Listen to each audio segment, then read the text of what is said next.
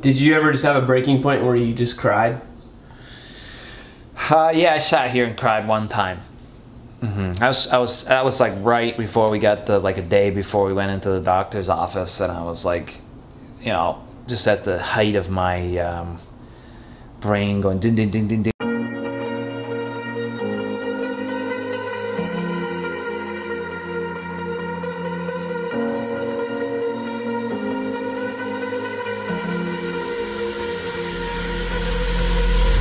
Each day consists of heavy training right now. What is heavy training? Well, I wake up, have a coffee, get mentally in the zone, and then I'll watch Netflix from 9 until noon. And then I'll flick it over to the satellite dish and watch that for 2 or 3 hours. What the hell happened? Why did you resign from the Los Angeles Lakers? Whoa. And then I go onto the cable and I watch Golf Channel from 3 until 5. I watch the news from 5 until 6. And then I watch HGTV from 6 until 10. And then I'll play video games until 1 a.m. And then I go to sleep and I repeat it the next day. Have you been depressed at all?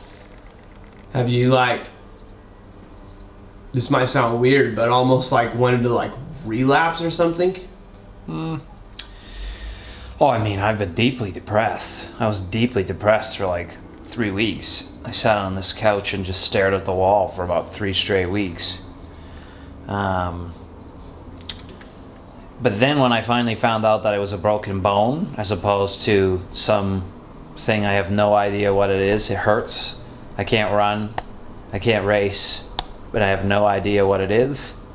That was a large cause of depression. So finally getting diagnosed with an actual, you know, definite ailment with a definite timeline of healing. Bones are pretty, I mean, probably most people have broken a bone at some point in their life.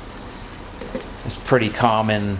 You know, the healing process is pretty well known. In this particular case, we're looking at 9 to 12 weeks. As long as you don't screw it up, eat like crap, you know, treat yourself like crap, don't take care of it, you should be good in 9 to 12 weeks. So finally, once I found that out, I had, you know, light at the end of the tunnel, and then it also gave substance to the actual recovery process, because originally I had no idea, so I was like, maybe I can train through it, and maybe I just gotta, you know, harden up. And so, you know, I did a week's worth of biking with this thing broken, and push, you know, really big power, almost lifetime best power. And so I was able to train with it on the bike anyway, and I was swimming too. And you know, I would swim, and for a while I was doing flip turns and pushing off, and I'd have like this jolt of pain every time I flip turn, but I was like, you know, I didn't know what it was, so I just kept doing it until finally I was like, enough is enough. So once I got over that and I found out what it is, then finally I was like, okay, I'm good. I'm gonna do my best with this recovery process. It's gonna get better. I'm gonna be back racing sometime this year anyway. And hopefully I'll be back training full tilt in 12 weeks. And so that's a lot easier to wrap my head around than I got some sort of tendinopathy or something, and it may never go away for the rest of my career. I've met guys who have had Achilles issues who literally they never were the same again. So you know, fortunately this is a definite injury, and it could have been a lot worse, that's for certain. But I think that people and age groupers can kind of relate, whether it's like business and depression, like maybe they get laid off from their job or something like that. Were you ever at a point where you wanted to like turn to like alcohol or drugs or anything like that? I mean, I was going insane, there's no doubt about it. I'm literally in this, whatever this is, like a 20-foot long apartment, and I literally was pacing back and forth in circles. So I was feeling my mental sanity slipping away, because I do believe that I rely on exercise for mental sanity. And so I was feeling it slip away, but I've been down this pathway once before. I've been down it several times before, both prior to triathlon as well as during triathlon. I've had a few, let's say, bad races or things I perceived to be unfair, etc. And I went through depressive periods there. And I had made that mistake before, obviously, in my, let's call it my prior portion of my life, of turning to substances as a release. And then also a few times in my career where I've had, situations that I didn't agree with and didn't think were fair, and perhaps turned to alcohol a little too much in those situations. And I'd just already been down that path. I don't need to go down that path again, and I won't go down it again. And for me, what I said, basically what I was having conversations repeatedly with Aaron is like, what the heck am I going to do? Because I need to find something to do very soon, because I am going to go insane. And so, for me, actually, that's why I went and saw the doctor and did some of my own research. And I was like, well, what can I do? What kind of physical activity can I do? And, Aaron and I went for some walks together. I couldn't feel it when I was walking, so that was therapeutic. And then basically as quickly as possible, I was able to get back onto the bike at basically just moving, spinning my legs, 150 watts maximum. Once again, I can't feel it. And so that very quickly, inside of 3 weeks or so, that gave me some level of sanity. And then also just keeping myself busy. I'd go to the golf course, do some putting, eventually worked up to being able to swing like the chipping clubs, and then eventually worked up to being able to swing the clubs again. And those are the things that kind of helped me get to a point where now I finally, it's hard for me to say what day, how long it's actually been, because I was for several weeks didn't know what was happening, so I probably was continuing to re-aggravate it. So I consider to be April 2nd the true first day of recovery, which today is 5 weeks and 2 days since that day. And I finally, the last few days, I'm able to put my shorts on, without having to brace myself. I can't feel it anymore. I can ride the bike. I don't have any sensation. I'm starting to want to push the pedals harder again because there's nothing there. And I'm resisting that urge, of course. I'm starting to want to stand up on the bike again because it's not there, but I'm once again resisting the urge. So these are all good signs. And in terms of the recovery process, that's how you want the whole recovery process to be. You don't want to push it too far and be like, oh crap, I pushed it too far. You just want to constantly be holding yourself back until that 12 weeks or even maybe a little more. And you're out for a 5-mile run or something, and you're like, oh, I could run another 5 miles, and you just cap it there, and then hopefully you just never feel it again and never make the mistakes that perhaps led to the injury again. Do you think that you're a pretty not obsessive, semi-obsessive, but kind of just all-in guy? Do you think that someone as a professional athlete should take something like this? Would it be a concern if they weren't depressed that they couldn't do their profession? I mean, the profession is a piece of the puzzle, of course. Making a living, this is what I do. This is what Aaron and I do for a living.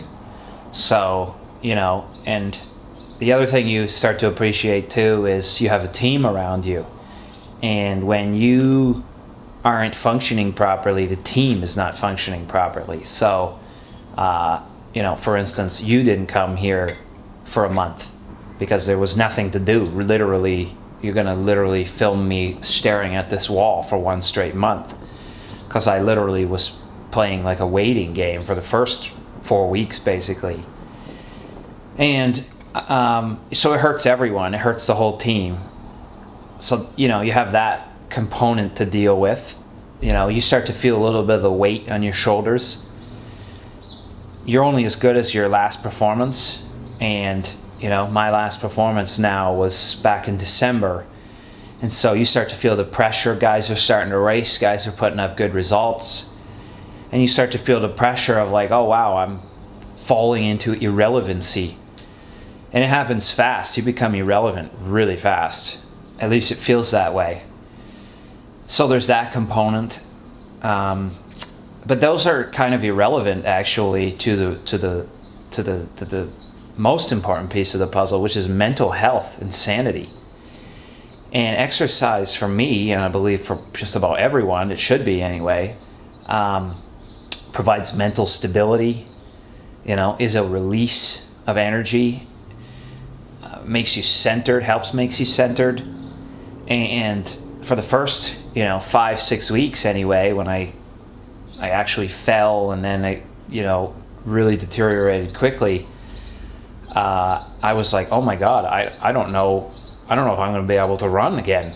Like, if this is something extremely serious, right now I can't run. It's not really getting any better in a week's time. And so, you know, a week's time is irrelevant in a lifetime, but that's what it starts to feel like. And those are the questions you start asking yourself, because, you know, I've been around running for a while. I've known a lot of guys to come in and out of running. And I definitely know guys who had to give up running, who were great runners back in high school and in college, due to unfortunate injuries that basically changed their body forever. And so those are the things you start to have to deal with. And so that's the scary part. That was the challenging part, was like, oh my God, I wonder if I'm ever going to be able to run again. But then, like I said, I finally got the diagnosis, and this is a very positive diagnosis in that regard. I will be able to run again in probably 12 weeks' time. And it sucks, but it's certainly a lot better than not running, because that would have been a much more difficult thing to have to wrap my head around, because I truly do love running, and running is the most therapeutic of all the sports. Right when the doctor walked in and told you it was a stress fracture, what kind of went through your head and through your mind right away? To be honest with you, I went for a run with Aaron just a few days prior, and it still hurt. And so I was kind of like leaning towards stress fracture. I may have been in denial a little bit still, but anyways, once he came in and gave me the news, yeah, of course, I was like, wanted to cry, and like my heart sunk. But very quickly there was relief. Like literally, I walked out the door, texted my family, told them, here's what it is, this is what we're looking at, and it was relief. And I mean, I would say that's probably the biggest piece of the puzzle that I've learned anyway, is this is a great opportunity to see your orientation to everything, and also to take account of what's important to you, what's truly important to you. And I've definitely had lots of time to figure that out. And so for me, you know, I probably had started to develop some negative orientation to the thing. Meaning, you know, how do my self-worth is wrapped up in this thing, and that's not good. I mean, it's okay to have a bit of self-worth, but all of your self-worth wrapped up in this is extremely negative, and it's just a recipe for disaster, because most definitely your career will end at some point. Your performances will deteriorate at some point. You at any point could have an injury that ends your career. So if your whole self-worth is wrapped up in this thing, then that's going to be a recipe for disaster if any of those unfortunate circumstances befall you.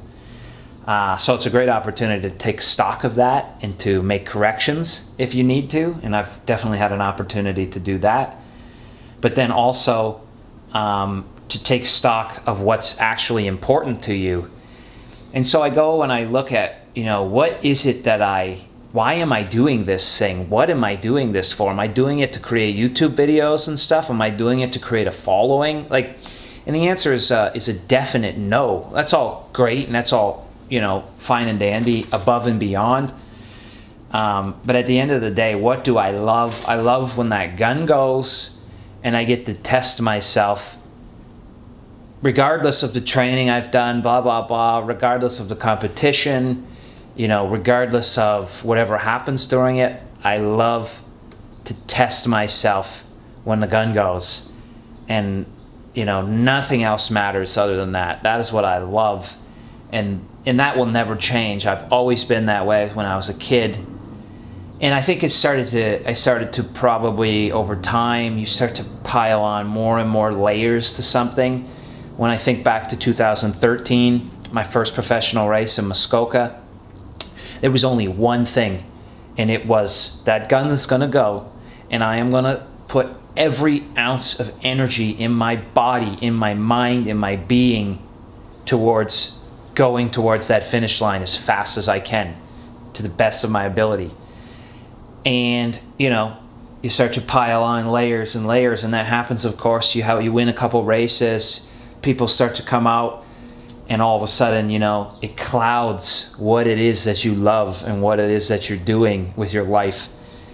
And so this is a great opportunity, once again, when you become very quickly irrelevant, you get to sort of see, what is it that I truly love? What is it that led to success? And what is it that we will focus on moving forward? And so moving forward, most definitely will be taking some of those layers off, at least not having them be cloudy, and getting back to when that gun goes, giving forth the best performance. No other distractions in my mind other than that. And so it's been a great opportunity from that standpoint.